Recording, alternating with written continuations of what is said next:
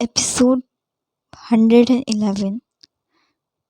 Sasha सीढ़ियों से नीचे उतर ही रही थी, तभी उसका पैर फिसल गया। वो नीचे गिरने को हुई थी कि तभी किसी ने उसे बचा लिया। जब साशा ने अपनी आंखें खोली तो उसने देखा कि वो अनिरुद्ध की बाहों में थी। तुम, वो धीमे से बोली तो अनिरुद्ध ने उसे एक किलर स्माइल दी। तुम मेरे घर में खड़ी हो तो ये सवाल मुझे तुमसे करना चाहिए ना कि तुम्हें मुझसे। अनिरुद्ध ने भी उसे धीमे से ही जवाब दिया।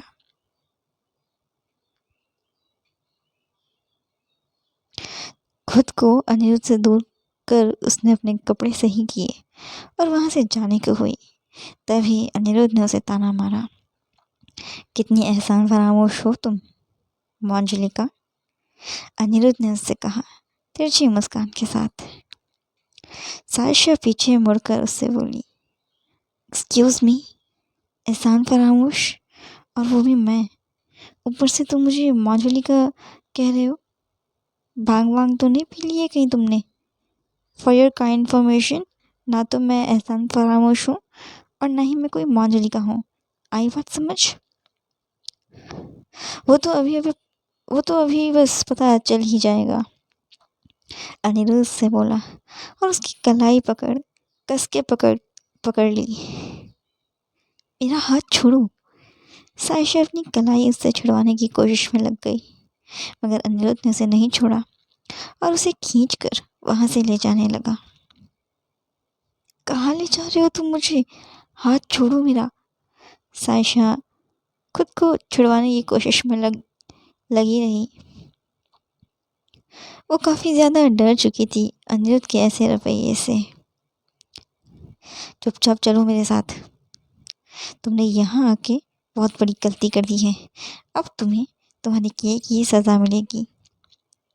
अनिरुद्ध ने उसकी कलाई और ज़्यादा कस के पकड़ ली।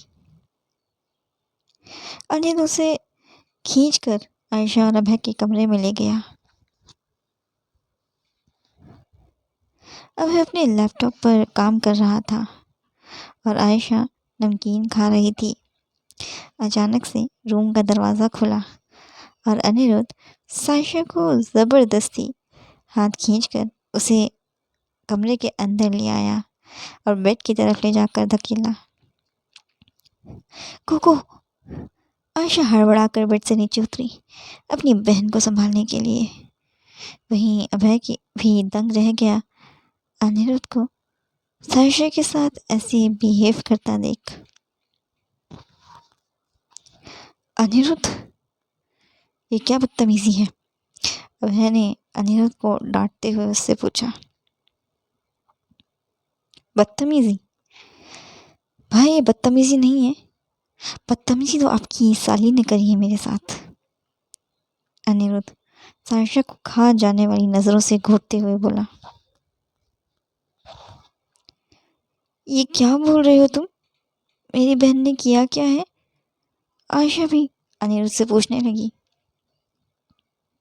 अरे भाभी सा, आपको तो कानो कान खबर नहीं है आपकी बहन मंजुलिका के कारनामों का?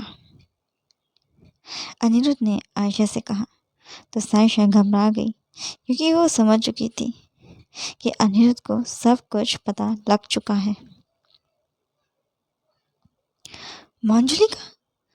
तुम मेरी बहन को मंजुलिका क्यों कह रहे हो? आयशा ने उससे चिढ़ते हुए पूछा। तभी अभय ने सायशा से कड़क आवाज में पूछा, तुमने बंद किया था उस दिन मेरे भाई को गेस्ट रूम में? मगर सायशा, उसने कोई जवाब नहीं दिया। वो बस चुपचाप खड़ी थी। ये क्या बोल रहे हो अभय तुम? मेरी बहन? आयशा को बीच में ही टोकते हुए अभय बोला, गलतियां मत छुपाओ अपनी बहन की। तुम्हारी बहन ने दीदा के बर्थडे वाली रात मेरे भाई को गेस्ट रूम में बंद कर दिया था। यकीन नहीं हो रहा है तो अपनी बहन से खुद ही पूछ लो, वो बता देगी। कोको, तूने सच में अनिरुद्ध के साथ ऐसा किया था? आयशा ने अपनी बहन से पूछा, मगर वो कोई जवाब नहीं दे पा रही थी।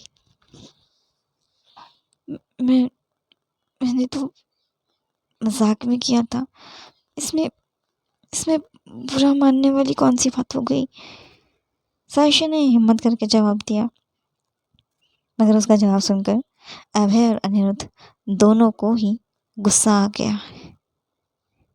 ये तुम्हें मजाक लगता है सायशा? अभय सायशा पर चिल्ला उठा तो वो सहम गई। अभय! आयशा भी अभय को हैरान भरी नजरों से घूरने लगी, मगर उसने आयशा को चुप रहने को कह दिया। एकदम चुप। तुम और तुम्हारी बदतमीज बहन, तुम दोनों से यही उम्मीदें रखी जाती हैं। एक तो दोनों बदतमीजी करती हो, ऊपर से जुबान लड़ाती हो, फिर बेशर्मों की तरह हंसती हो, उल्टे जवाब देती हो। अभय ने सायशा और आयशा दोनों को ही खरी खोटी सुनाना शुरू कर दिया। वो दोनों चुपचाप बस उसे सुन रही थी। और तुम दोनों भाइयों से तो कोई उम्मीदें ही नहीं की जा सकती हैं। तुम दोनों से ज़्यादा बदतमीज तो है ही नहीं हम दोनों बहनें। तुम्हारे और तुम्हारे भाई की तरह थोड़े ना है हम दोनों बहनें, जो बैंगन की तरह थाली में इधर उधर लुढ़कते रहते हैं। ऊपर से तुम दोनों जनानियों वाली हरकतें करते हो, सबके कान भरते फिरते हो। ऊपर से तुम्हारे खानदान का तो रिवाज है, एक भाई शादी के लिए आगे आता है और फिर मंडप पर ही छोड़ जाता है, और दूसरा भाई शादी के लिए आगे आता है तो सिर्फ अपने लालच में, ताकि उसे बदले में ज़मीन जायदाद मिल सके। लालची आदमी। आयशा ने अभय की आंखों में आंखें डालते हुए ये सब कहा और अपनी बहन का हाथ पकड़कर उसे वहां से ले गई। नीचे पार्किंग एरिया में आयशा सायशा को शांत करवा रही थी, क्योंकि अभय उस पर बुरी तरह से चिल्लाया था तो उसे काफ़ी बुरा लगा और वो रोने लगी। तभी एक गाड़ी महल के अंदर आई, जिसमें से अधिराज बाहर निकला। उसने देखा कि सायशा रो रही थी तो वो उसकी तरफ बढ़ा उससे बात करने के लिए। क्या हुआ बेटा, तुम रो क्यों रही हो? किसी ने तुमसे कुछ कहा है क्या? अधिराज ने उससे पूछा, मगर उसने कोई जवाब नहीं दिया और वहां से चली गई। उसके वहां से जाने के बाद अधिराज ने आयशा से पूछा, क्या हुआ है बेटा, सायशा रो क्यों रही थी? किसी ने उसे कुछ कहा है क्या? हाँ, आपके सुपुत्र ने मेरी बहन पर चिल्लाया है। तो क्या हो गया अगर मेरी बहन ने मेरी दीदा के बर्थडे वाली रात अनिरुद्ध को कमरे में लॉक कर दिया? मैं बात करती इस बारे में उससे। अभय का तो कोई हक नहीं है, अभय का तो कोई हक नहीं था इस तरह मेरी बहन पर चिल्लाने का। आज आपके बेटों की वजह से मेरी बहन यहाँ से रो कर गई है और ये बात मैं कभी नहीं भूलूंगी। आयशा ने अभय का सारा गुस्सा अधिराज पर ही उतार दिया। अभय और अनिरुद्ध सीढ़ियों से नीचे उतर कर आ रहे थे, तभी अधिराज उनके सामने आ गया। क्या कहा तूने सायशा को? अधिराज ने अभय से पूछा, मगर अभय ने उसे इग्नोर किया और वहां से जाने को हुआ। लेकिन तभी अधिराज ने उसका कॉलर पकड़ लिया। जो पूछा है मैंने उसका जवाब दे मुझे तू। क्या कहा तूने सायशा से? अधिराज ने दांत पीसते हुए उससे पूछा। लेकिन अभय का ईगो काफी हर्ट हुआ, क्योंकि इस वक्त उसके बाप ने उसका कॉलर पकड़ा हुआ था। कॉलर छोड़िए मेरा। अभय ने भी दांत पीसते हुए अपने बाप से कहा, मगर अधिराज ने उसकी नहीं सुनी और उसका कॉलर पकड़ा रहा। जो मैंने पूछा है उसका जवाब दे मुझे। इतने में नीचे हॉल में घर के बाकी मेंबर्स भी आ गए। अधिराज को यूं अभय का कॉलर पकड़ा हुआ देख सबके सब शॉक थे। जानकी अपने बेटे पर चिल्लाते हुए, छोड़ उसका गिरेबान, जान लेगा मेरे बच्चे की तू। आप चुप रहिए। अधिराज अपनी माँ पर इतनी तेज चिल्लाया कि उसकी आवाज पूरे हॉल में गूंज उठी और सबके सब डर गए, यहाँ तक कि आयशा भी।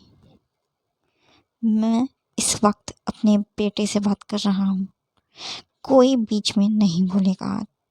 आज हम बाप बेटे के बीच कोई नहीं बोलेगा। अधिराज गुस्से से अभय को ही एक टुक घूरे जा रहा था। तूने क्या कहा सायशा को ऐसा जो वो यहाँ से रोते हुए गई? अधिराज ने उससे पूछा तो अभय अपना कॉलर छुड़वाने लगा। तुम पापा को इस तरह डिसरिस्पेक्ट नहीं कर सकते। जो उन्होंने पूछा है उसका जवाब दो। ऐसा क्या कहा तुमने मेरी बहन को जो यहाँ से रोती हुई गई? आयशा भी अब जानबूझकर अभय पर दबाव बनाने लगी, मगर अब भी अभय कोई जवाब नहीं दे रहा था।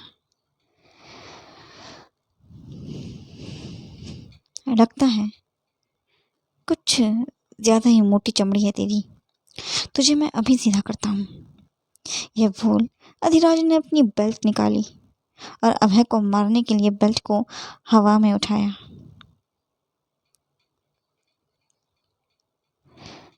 पापा नहीं प्लीज। तभी आयशा बीच में आकर खड़ी हो गई, हाथ जोड़कर। तो हट जा बीच से, मैं इसे बताता हूँ किसी को बेइज्जत कैसे किया जाता है।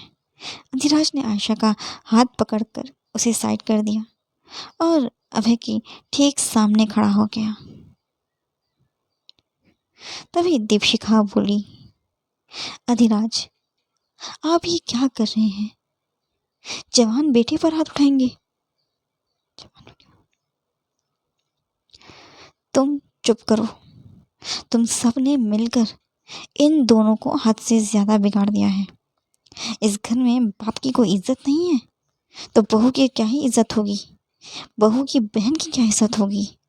अधिराज ने दीपिका को भी आज चुप करवा दिया।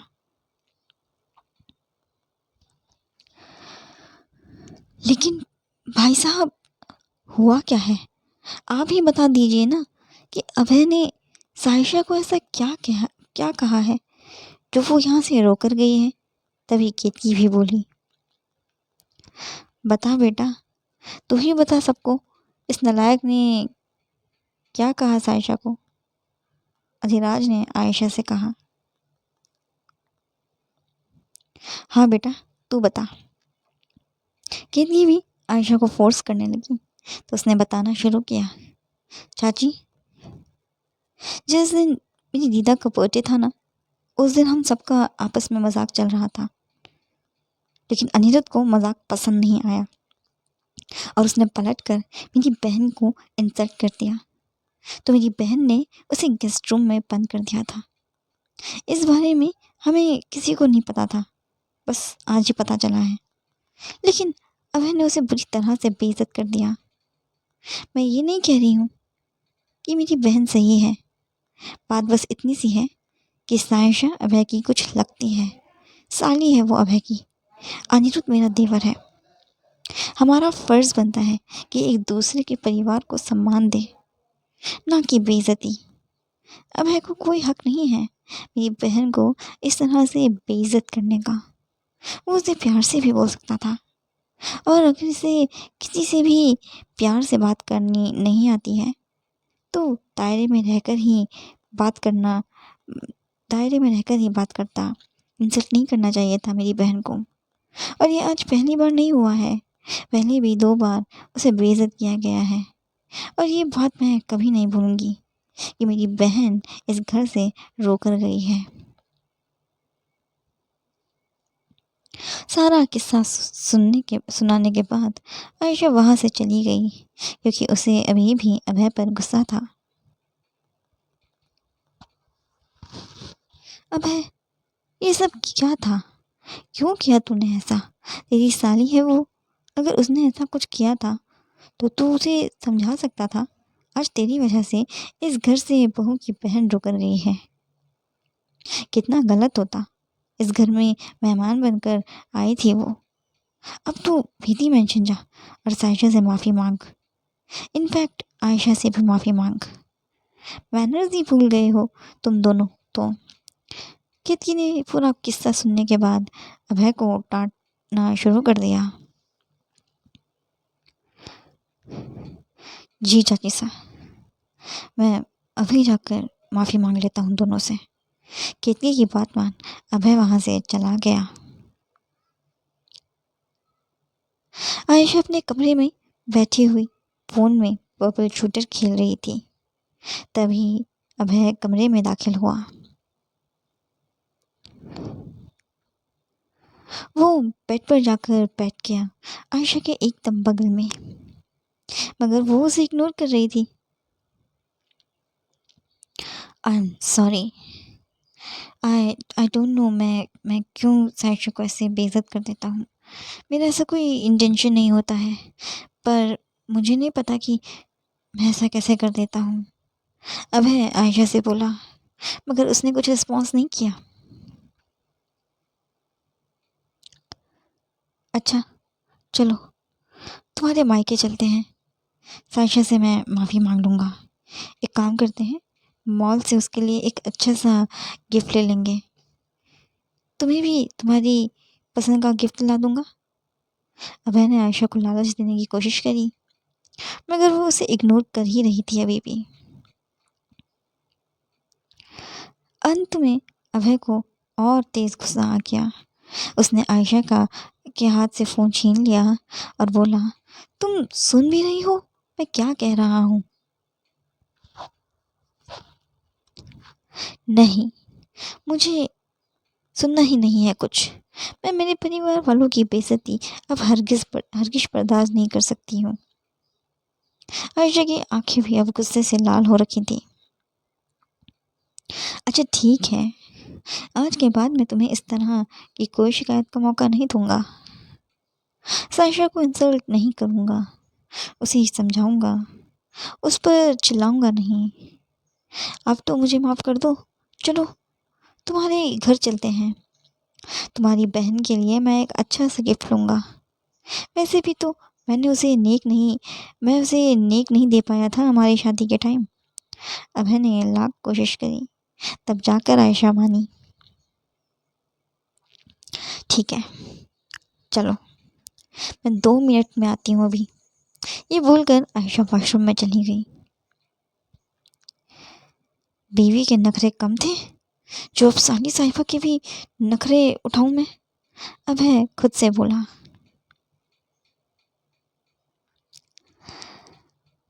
कुछ बोला तुमने? पीछे से आयशा की आवाज़ आई।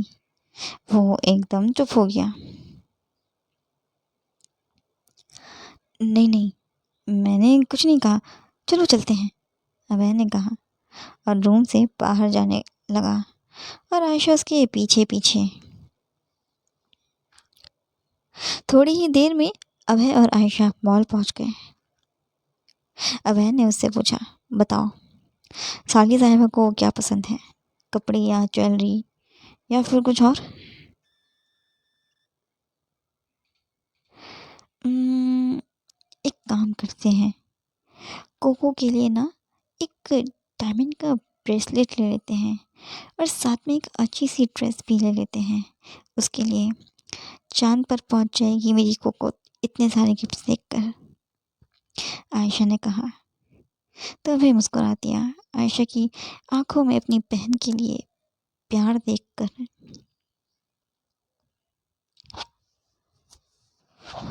जैसे कि आयशा ने कहा, अभय ने ठीक वैसे ही किया। सारे गिफ्ट्स पैक करवाने के बाद वो दोनों बेदी मैंशन के लिए निकल गए। वहाँ बेदी मेंशन में तो पहले से ही तांडव मचा हुआ था। एक तो अभय और अनिरुद्ध ने मिलकर उसे बेइज्जत किया और दूसरी तरफ पुलकित ने उसे परेशान किया हुआ था।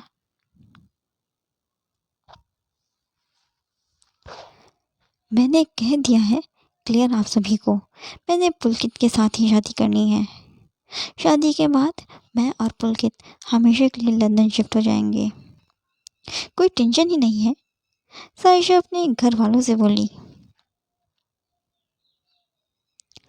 लेकिन बेटा तू समझ क्यों नहीं रही है, वो परिवार अच्छा नहीं है। शादी के बाद पुलकित अपने किए हर वादे से मुकर जाएगा, तो देख लेना, अमन साइशा को समझाते हुए बोला। अरे प्रॉब्लम ही क्या है, जब हमने एक रात उस घर में नहीं रहना है। मैं ना तो उसके माँ बाप से कोई रिश्ता रखने वाली हूँ और ना ही उसकी बहनों से। साइशा ने अपने पॉइंट ऑफ व्यू बताया, मगर अमन अभी भी अपनी ही जिद पर अड़ा हुआ था।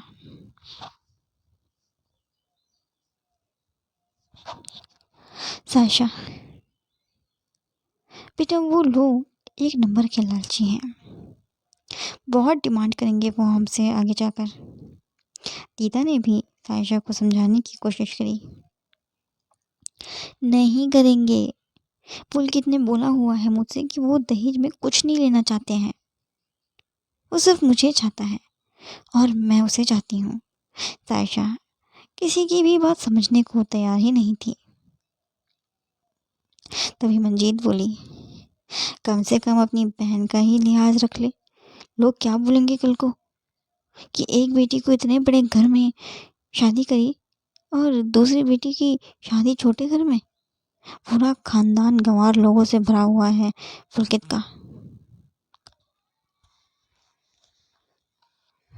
मम्मी मैंने अपना फैसला सबको सुना दिया है, मैं पुलकित की ही साथ शादी करूंगी, जिसे जो करना है वो करे।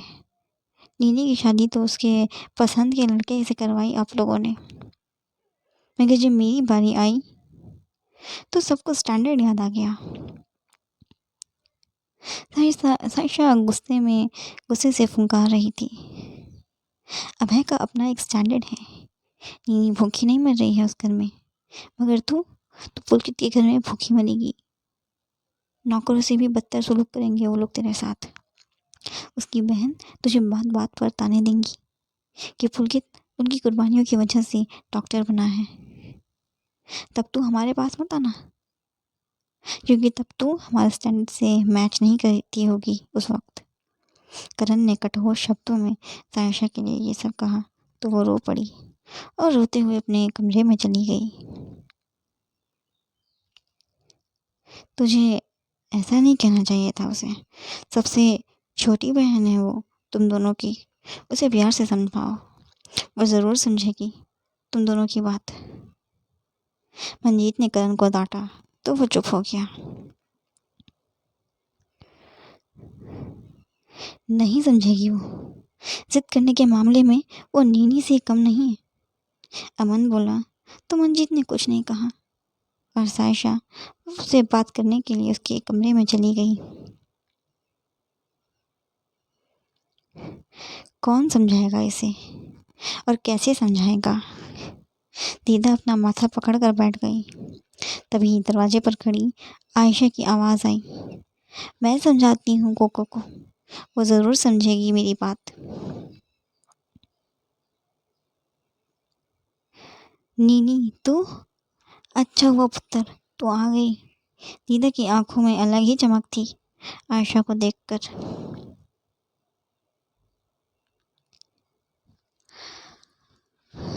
आज के लिए बस इतना ही, मिलते हैं नेक्स्ट एपिसोड में। अगर आपको आज का एपिसोड अच्छा लगा तो कमेंट करें और चैनल को सब्सक्राइब करना ना भूलें। वीडियो को लाइक करें, शेयर करें and do comment. Thank you.